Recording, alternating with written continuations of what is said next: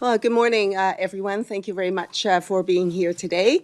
My name is Jenny Kwan. I'm the Member of Parliament for Vancouver East, and I'm joined with my colleague, MP Elizabeth May, and then also from the community, Safa Chabi, the representative of the Canadian delegation of the Global Sumud Flotilla, and last but not least, Dr. Yuping Ji, who is the representative of the Canadian boat to Gaza.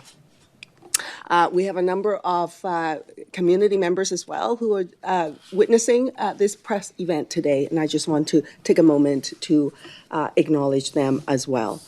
I want to first say thank you to the organizers, to the community leaders, and everyone gathered here today. I want to begin by acknowledging the leadership at the heart of the movement. The Global Sumud Flotilla is grounded in the voices and calls of Palestinians themselves, particularly those in Gaza, who are enduring unimaginable conditions after the genocide that has taken place. Their message is clear.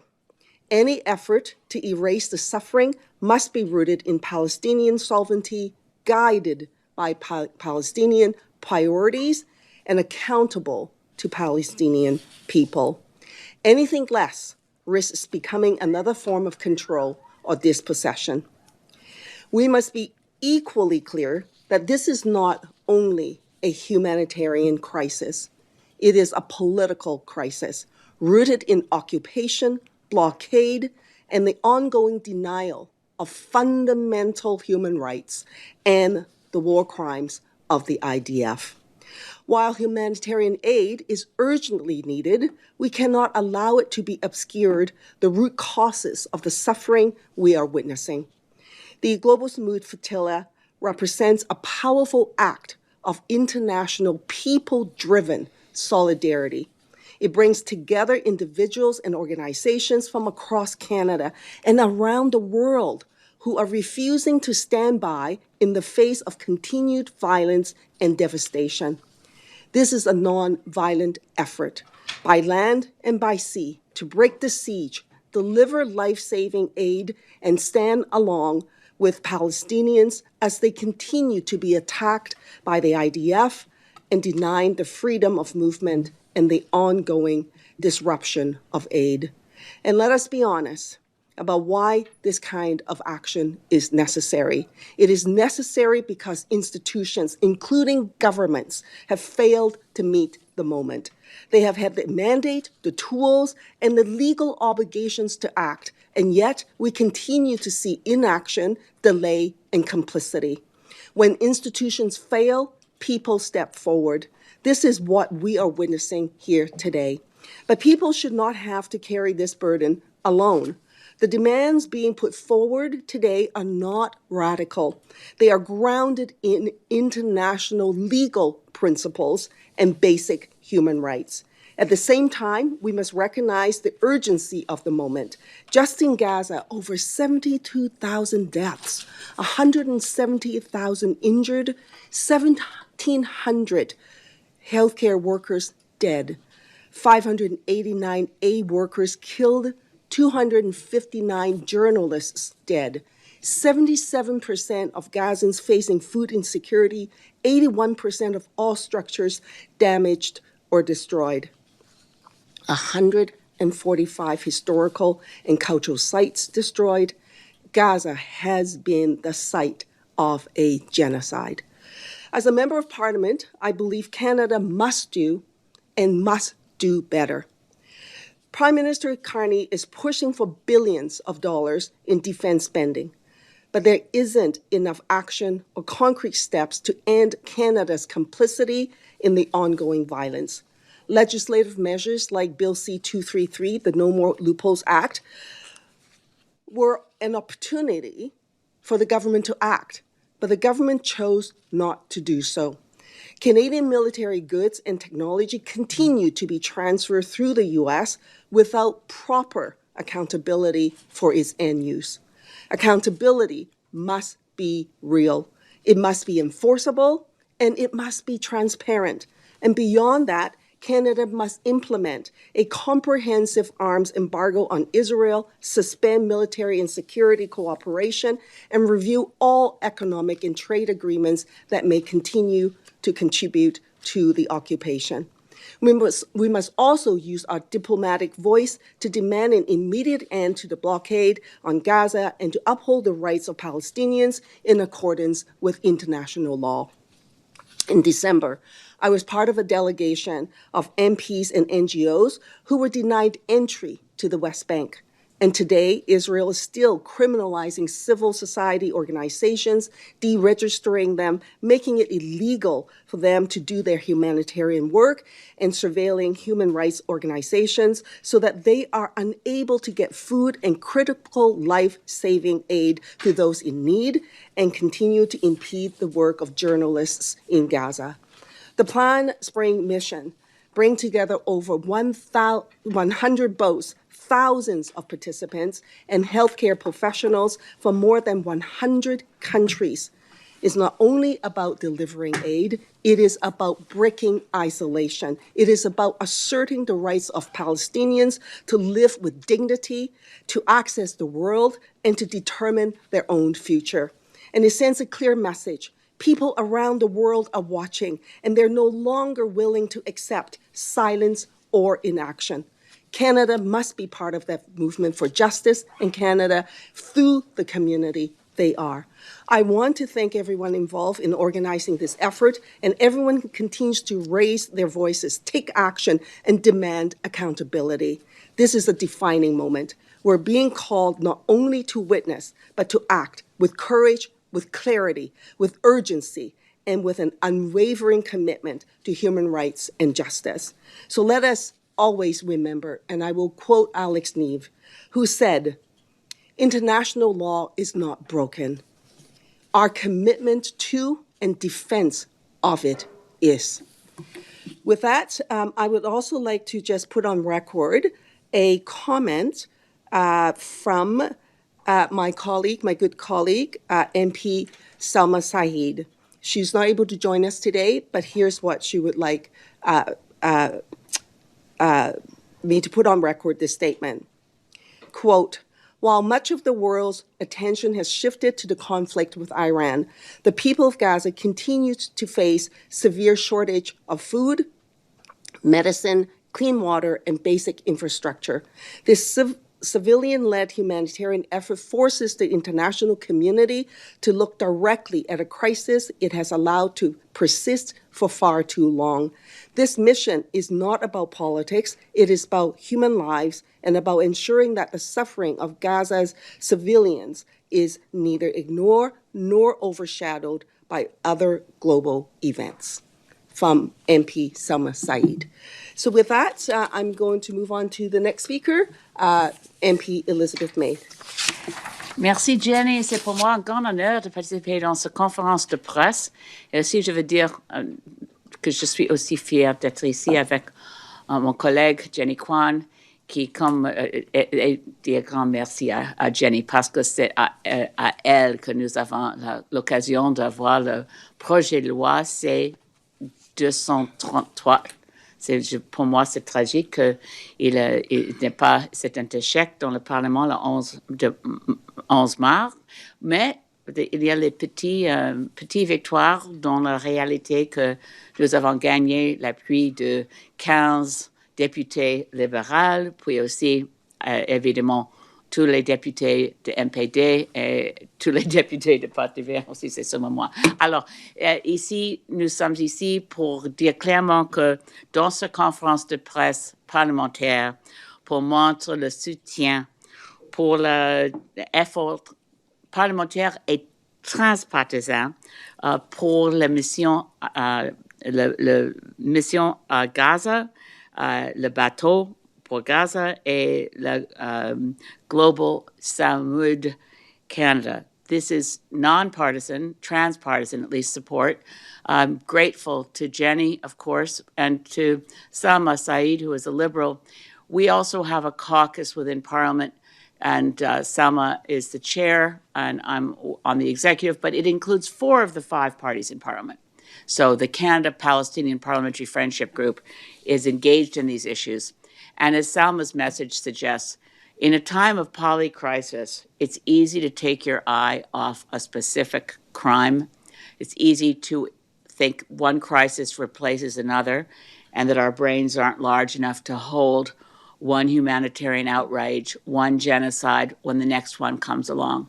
But we are capable of saying, yes, we must defend the people of Ukraine against the illegal actions of Putin. We must defend the people of Cuba against the illegal actions of Donald Trump.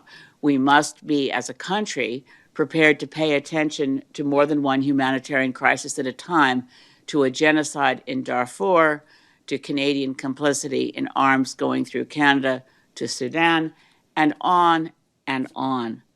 But what we must not do is think that with a Band-Aid, non-effective ceasefire between Israel and Hamas, that somehow the people of Gaza and the West Bank are safe, because they are not.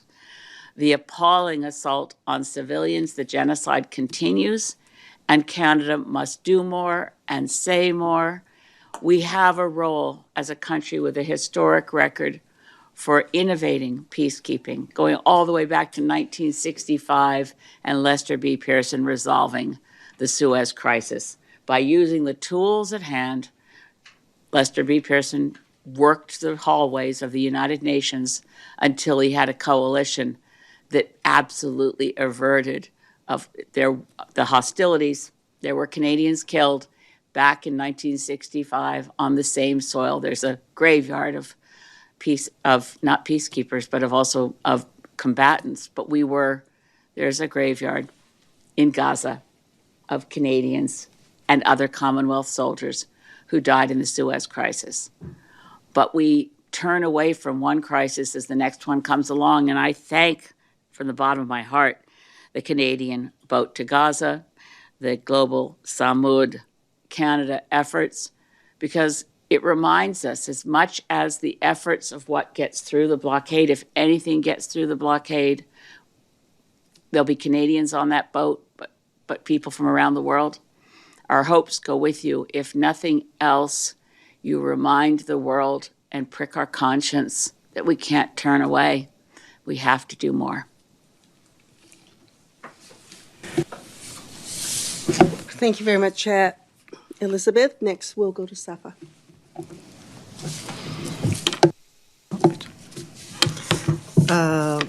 Thank you first, and I want first, by thanking the MP who supported us on this initiative. Thanks for Jenny Kwan, Elizabeth May, and also Salma Zahid, who couldn't be with us today. And I will start by French, and after that I will continue by English. So, aujourd'hui, nous nous réunissons ici, dans l'enceinte du Parlement, parce que c'est aussi ici que la voix des peuples devrait résonner. Et aujourd'hui, notre voix porte aussi celle de plus de 125 organisations de la société civile à travers le pays, mais aussi celle de milliers de Canadiens et Canadiennes qui refusent de détourner le regard. Nous sommes ici pour rappeler que ce lieu ne doit pas être seulement celui des décisions, mais aussi celui de la responsabilité. Car à l'extérieur de ces murs, une mobilisation est en train de grandir. Une mobilisation qui refuse le silence, qui refuse l'indifférence et qui refuse aussi d'être rendue complice par l'inaction de ses propres institutions. Et pourtant, nous vivons dans une période qui nous confronte brutalement à nos propres contradictions. Des contradictions profondes, politiques et morales. Entre les valeurs que nous proclamons et les réalités que nous tolérons, voire que nous contribuons à maintenir. Depuis 2007, la date de l'imposition du blocus à Gaza, ce territoire est soumis à un régime de siège qui n'a pas cessé de s'intensifier. Et ces dernières années, Gaza est devenu le théâtre d'un génocide, marqué par une destruction massive, systémique et largement documentée, dans un territoire assiégé où une population entière est enfermée et privée d'eau et de nourriture, de soins et d'infrastructures essentielles. Dans ce contexte, l'inaction n'est pas neutre, elle est une position aussi politique. Et le Canada ne peut pas prétendre être extérieur à cette réalité. Le Canada a des responsabilités. des responsabilités juridiques au regard du droit interne et du droit international et des obligations qui en découlent. Des responsabilités politiques en tant qu'acteurs engagés sur la scène internationale et membres d'alliances comme l'OTAN et impliqués dans des relations qui ont des conséquences concrètes sur le terrain. Et aussi des responsabilités morales face à une population civile palestinienne qui subit des violences massives. Or, aujourd'hui, ces responsabilités ne sont pas assumées à la hauteur de la situation. C'est précisément dans cet écart entre les principes et les actes que s'inscrit notre initiative. En avril, avec Global Sumud Canada et Canadian Boat to Gaza, aux côtés de plus de 125 organisations de la société civile à travers le Canada, nous prendrons part à la plus grande mission civile internationale visant à briser le siège à Gaza. Plus de 100 bateaux, 1000 professionnels de la santé et des milliers de participants et participantes provenant de plus de 100 pays. Ce n'est pas seulement une mission humanitaire, mais c'est aussi une réponse politique. Une réponse directe à l'appel des Palestiniens et Palestiniennes à Gaza, une réponse à l'échec des mécanismes internationaux à garantir l'accès humanitaire et une réponse à l'impunité persistante. Mais au-delà de l'aide, cette mission pose une question fondamentale. Quelle position le Canada choisit-il d'adopter face à ce qui déroule sous nos yeux? Today, a growing number of organizations, movements, and citizens across Canada are calling for concrete measures, a real and immediate arms embargo, and end to all material support contributing to the violation of international law, and a foreign policy that is finally aligned with this principle. This mobilization is a part of a broader global movement that refuses normalization of an ongoing genocide, and that choose to act in the name of people of conscience, to stand on the right side of history and to meet our responsibility toward future generations. Our presence here today, alongside elected officials, marks an important moment. It shows that the issue can no longer be pushed to the margin, that is now entering institutional spaces, and that's called for concrete action. And in the face of this, we are making a choice, the choice to act to break the siege in Gaza, to act to ensure unconditional humanitarian aid research Palestinian, to act to clearly name the ongoing genocide, and to act so that states, including our own, finally assume that responsibility and put on their complicity. Thank you. Thank you very much. And last but not least, we'll go to Dr. G. Thank you, Jenny. Thank you, Elizabeth. Thank you, Safa. And thank you, Salma, and all other members of parliament who push within these halls of power for justice and accountability for Palestinians. I was in Gaza 2 years ago, working as a volunteer doctor in primary care clinics in central Rafah. Clinics that no longer exist because they have been since destroyed by the Israeli military. When genocide is the objective, healthcare becomes a target. Because there was healthcare, there is life. Hospitals were surrounded and targeted. Palestinian healthcare workers were unlawfully arrested and abducted. Patients who needed life-saving care were forcibly abandoned. But even though I remember bearing witness to so much destruction, I also witnessed so much life. I watched Palestinian medical colleagues who refused to give up in the face of unimaginable suffering and trauma, and instead found the perseverance to continue caring for their community. They offered hope and healing in unimaginable situations. In a world that has allowed genocide to happen, the international solidarity movement for Palestine refuses to watch idly by. Instead, the Canadian Boat to Gaza team commits to direct action work that materially challenges the illegal blockade on the Gaza Strip that has existed for almost 20 years now. People of conscience from all over the world have sailed to bring food, aid, and medical supplies to the Palestinian people in Gaza for almost 2 decades, when governments around the world have not only failed to do so, but have actively supported Israel in maintaining an unlawful blockade on Gaza as collective punishment. The Israeli occupation has robbed Palestinian children of peaceful childhood. Children who learn to differentiate the sounds of F-35 bomb explosions, drone strikes, or artillery and gunshot fire. Last year, when the Handala boat was at its final port in southern Italy before it sailed to Gaza, children and their parents would visit, and I remember meeting children who brought gifts like a stuffed teddy bear or their entire piggy bank savings, offering little of what they had as their most precious belongings and savings as a piece of solidarity and solace for a Palestinian child in Gaza. If only the entire world behaved this way, with the compassion and kindness of children, we would be living in an entirely different world and society. Over 40 boats attempted to reach Gaza last year. The Israeli military illegally intercepted these boats in international waters, confiscated the boats, and unlawfully arrested the participants on board. While this was happening, the Israeli naval ships were occupied with capturing the solidarity activists and therefore were unable to continue besieging Palestinian fishers who had a moment to breathe and fish on their own waters without fear of being killed by the Israeli military. In that brief moment, the Palestinian people fed themselves and their community. This demonstrates that Palestinians do not need our charity because they can care for themselves with agency and self-determination if given the chance to do so. But they require our solidarity in lifting off the colonial boot that remains at their necks, suffocating their very survival and existence. In that brief moment, the grip of that colonial boot was lessened. It's up to all of us to abolish it. Liberation is the best medicine, and our solidarity is our love in action. I have witnessed people of all walks of life, with different backgrounds and expertise and skills, coming together to contribute what they can for a common mission and goal. At the center of our collective memory and inspiration remains the Palestinian right to self-determination, existence, and return to their traditional homelands. It only feels impossible until it's not. The Israeli siege has been broken before by the boats that sailed under the Free Gaza movement in 2008, which later became the Freedom Flotilla Coalition. And it's only a matter of time until the siege is broken again, and for good. Injustice is temporary, and solidarity is forever. Because there are those people who choose to look directly at the system of oppression for what it is, and work to organize, to challenge, and ultimately break it. Liberation is the common horizon. Next month, we will be organizing the largest flotilla and maritime direct action to challenge Israel's illegal siege and blockade on Gaza. As governments fund and enable the crime of genocide by Israel, people around the world are stepping forward. When governments fail, we sail. Thank you.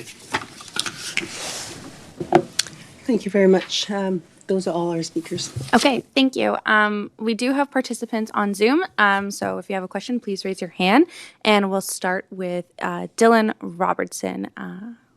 Dylan, you can go ahead. Thanks for taking our questions. I'm wondering if Canada's recognition of the state of Palestine... Sorry, Dylan, can you just restart your question, please? We just missed the top of what you were asking. Thanks for taking our questions. I'm just wondering if Canada's recognition of the state of Palestine has changed anything with regards to the issues that you're raising today in terms of what we're seeing in Gaza and the West Bank.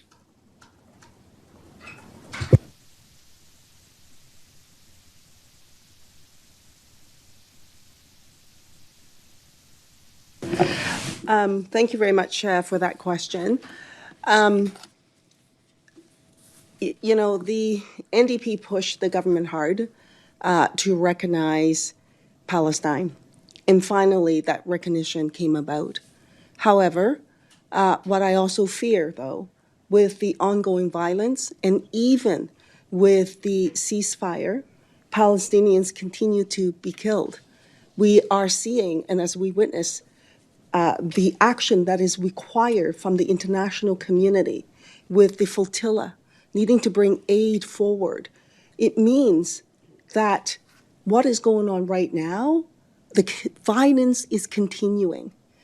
And I fear that if this is allowed to continue, there won't be a Palestine. So the urgency is very real. I also think that what's going on in Gaza right now in the West Bank, as an example, members of parliament with civil society organizations attempted to cross the border to the West Bank. And even though we had gone through all the process of getting the visas, GAC was informed, the Israeli government was informed, and followed all of the procedures. And when we showed up at the border, we were denied entry. And I can't help but to think that denial is because they don't want the outside world to witness what's going on in the West Bank.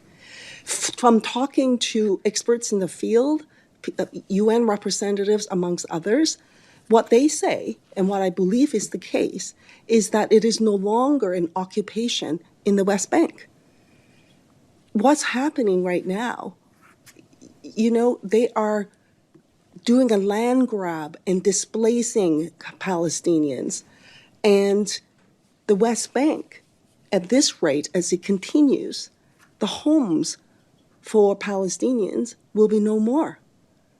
And with this ongoing genocide that's taking place, there is a real question to be asked whether or not recognition of Palestine is going to make a difference if inaction continues. And for Canada, there's a real question for Canadians to ask of the government, that if Canada continues to be complicit with our arms export in this genocide, in this violation of international law, in this violation of basic human rights, then Canada needs to also bear the responsibility of that outcome.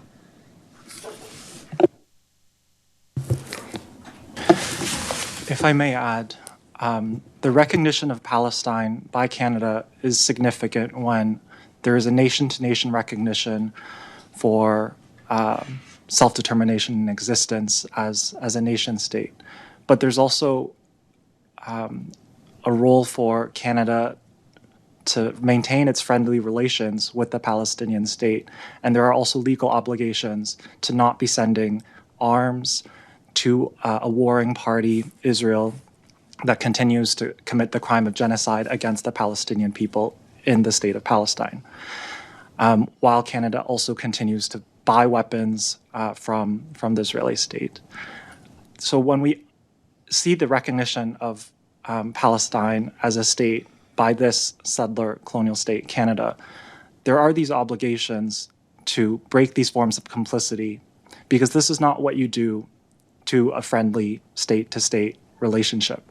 You cannot recognize the state of Palestine and continue to fund war and genocide by another state committing genocide upon the people of Palestine in the state of Palestine.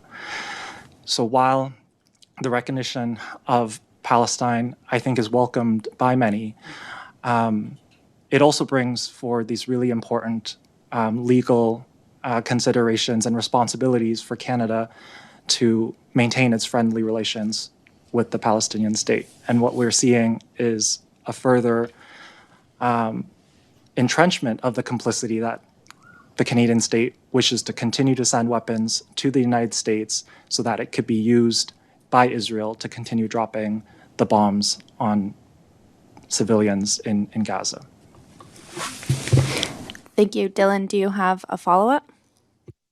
Yeah, I'm wondering if the calls today for an arms embargo would include the components that are used for the Iron Dome missile defense. Yes. All forms of military assistance to the government of Israel must cease, including the component parts to the F-35s. Anything Canada is sending, having clear statements from our Minister of Global Affairs that Canada would stop sending any military shipments to the state of Israel, are hollow when we have allowed the loophole to continue and the whatever terms are used around it, Dylan. We have to face facts that we have Netanyahu and Trump are now engaged in what some are calling the forever war. The attacks right now on Lebanon, Israel threatening perhaps boots on the ground to steal Lebanese of the territory of the state of Lebanon, as well as they seem to want to put on a permanent control over Gaza. To recognize the state of Palestine is a good first step for Canada to move towards being on the right side of history. We're not there yet. if we continue to allow arms shipments by any guise, and we continue to fail to do everything we can to sanction illegal settler violence, and there's a list, but I won't go on. Thank you, Dylan. I just want to add, absolutely, it should. And of course, I want to emphasize is parts, components, and technology is all of it.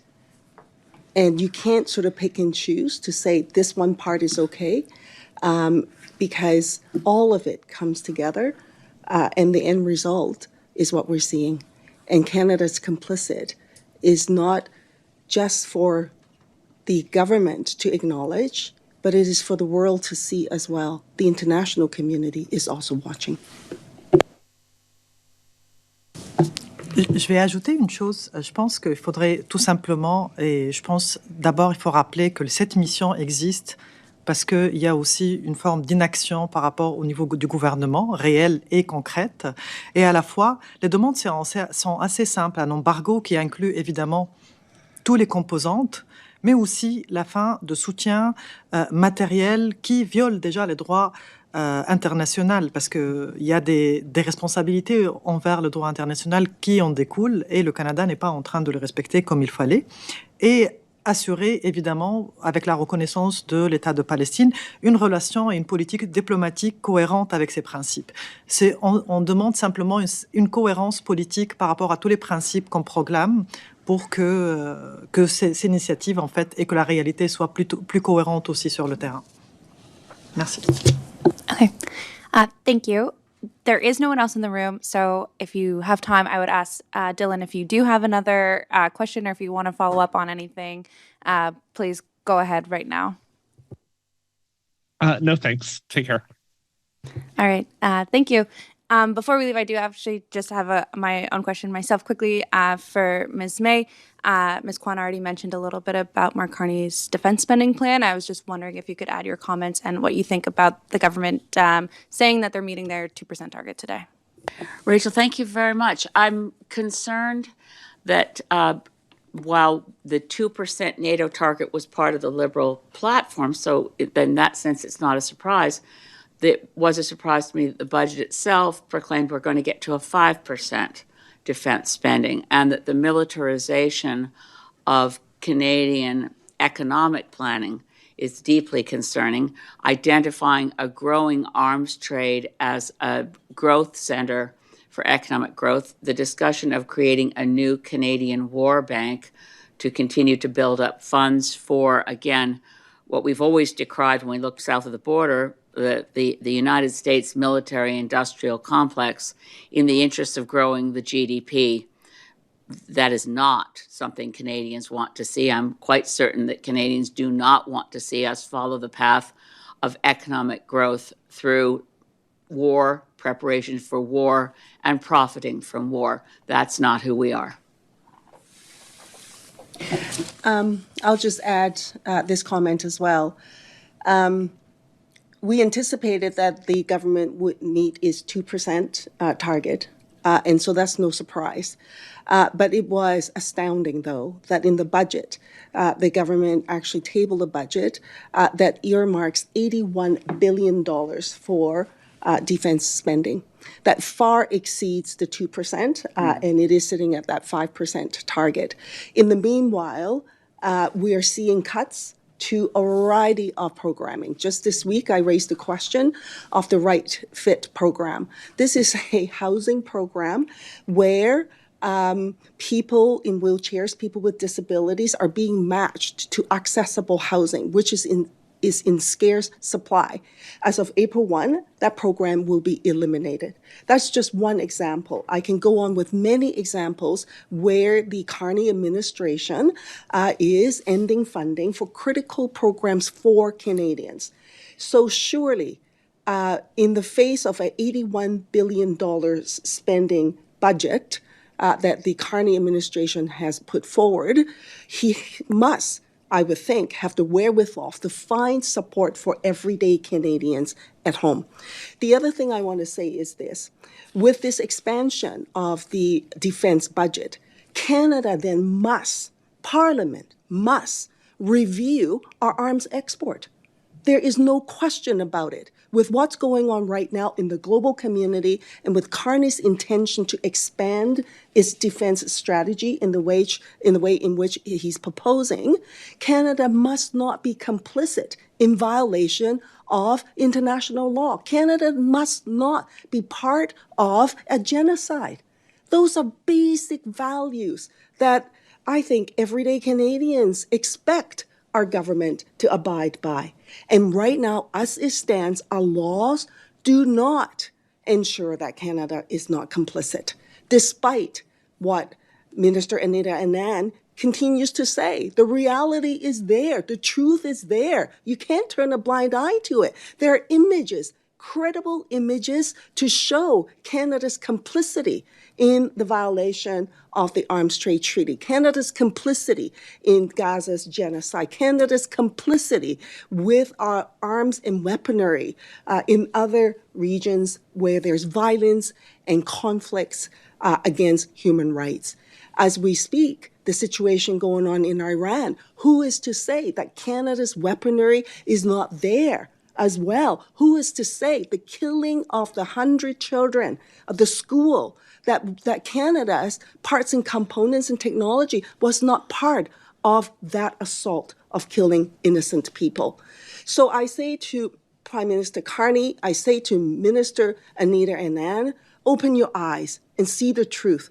Don't turn your cheek. Don't turn a blind eye. Don't walk away, as the Prime Minister himself said in Davos. Face reality, own it, stand up and be responsible and be accountable and take action. Thank you so much. Oh, If you want to I add. may add, thank you for these remarks. It's really infuriating to know that our Canadian government pours more and more money into an economy that fuels militarism, war, and genocide, and puts out the language of austerity, saying we don't have enough to go around. When we live in a high-income country where there's certainly enough to go around, when we see all this money being poured into an economy that fuels war and genocide and militarism. I work as a family doctor at a community health center here in Ottawa, and I work with people who are refugees and asylum seekers. They access a healthcare plan. They access healthcare through an insurance plan through the federal government called the Interim Federal Health Plan. Canada is cutting this health plan, cutting access to healthcare for refugees and asylum seekers. These are people who have found themselves in Canada as a place of refuge after escaping political persecution, war, and genocide. These are people who have escaped genocide in places like Sudan, like Gaza, where Canadian weapons have been found. So while Canada cuts healthcare for those that are most vulnerable and marginalized in our communities who have escaped places of war and genocide, they're cutting their healthcare while they're pouring more and more money into the conditions that led to their displacement. It is absolutely infuriating and wrong and unjust. And I think many, many people in Canada, everyday people who want to see healthcare funded, housing funded, education funded, see these duplicitous acts by governments, by our federal government, and want to see Canada realign itself with actually taking care of people, realigning the economy towards an economy that supports people, the well-being of people, so that we can survive, if not thrive, in an already existing and possible economy. But we know that there is the money to go around, but that money is being poured into more and more forever wars. Thank you. Dylan, I see you have your hand raised for another question. I will add, though, we do have to leave the room in about 10 minutes because we do have another event. So I'll ask you just to keep your question short. And I know we do have a number of speakers, but if we can just keep our answer short as well so that we can be able to get out on time, that would be great. So Dylan, you can go ahead with one last question. Thanks very much. Just for the two MPs, I'm wondering what you make of the statement Foreign Affairs Minister Anita Anand said right before the vote on the arms bill that Ms. Kwan had put forward. She advanced a number of arguments the government had already been talking about, but then she ended it by saying it is irresponsible to propose a bill like this. I'm wondering what you make of that kind of rhetoric from the government. I was very disappointed that the minister made that appeal. I think the intensity of the language that the minister used is out of character for Minister Anand. It certainly isn't irresponsible. It is the responsible thing to do. But there were a number more Liberals that I thought were going to vote for C233. So I put it down to additional political pressure on Liberal members of Parliament to vote against C233 when they should have voted for it, as should have Minister Anand. I would simply add that it is rhetoric, and perhaps Minister Anita Anand can fool herself with that language, and perhaps she thinks that she can use that language to fool the rest of the world and to fool Canadians. But the truth doesn't lie, and we don't actually have to look any further than what is happening. There are credible evidence to show Canadian arms ending up in conflict zones in violation of international law in Gaza, in Sudan, in Saudi Arabia, and I can go on. The reality is this, and Minister Anita Anand knows it herself, and that is that about half of the arms exports that goes to the United States goes unchecked. It does not get assessed. There are no risk assessments associated with it, and she knows it. And trying to pretend otherwise, she's trying to fool herself. And in that process, with that kind of rhetoric, I don't know who she's trying to make a fool of. Canada needs to own it and be responsible. That's what Canadians expect. That's what I expect. This should not be a partisan issue because it is about human rights. It is about humanitarianism. It's about Canada's values and who we are as Canadians. And Canadians, I do not believe, want Canada to be complicit in war crimes and genocides. All right, thank you so much. We're going to leave it there. Thank you, everyone, for your time, and thank you for taking our questions today.